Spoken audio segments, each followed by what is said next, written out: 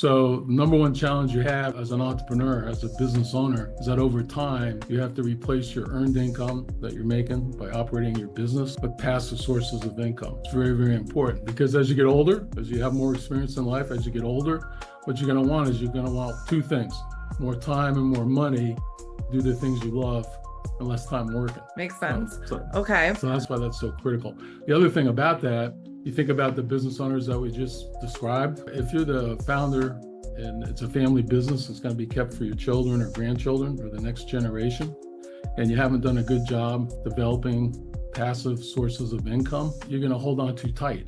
And what I mean by that is you have adult children, perhaps you should give them more operational control over the business. But if your sole source of income is the business, you're going to be very reluctant to do that. It's almost like without these passive sources of income, your business is like the goose that laid the golden egg, and you're not going to want to give the other people in your family the responsibilities that sort of mess things up, because if they do, it directly affects you and your income. So if it was the situation where it's 100% owner and they're going to sell the business in the future, again, if he gets to that point where he has to sell the business or he wants to sell the business and he doesn't have a lot of other sources of passive income, he's kind of limiting his options, because perhaps he could sell the business for a little bit higher price, but he needs to take some payments. He needs to take a note.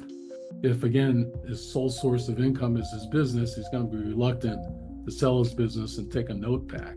Perhaps instead of selling it to a third person, maybe over the years, develop some younger guys in his company, key people, and again, he could sell the business to the key people, and the key people would earn the money to pay for his shares by the future profits that the business would generate. But again, if he doesn't have alternative sources or passive sources of income, he may be reluctant. Those options might not be available to him.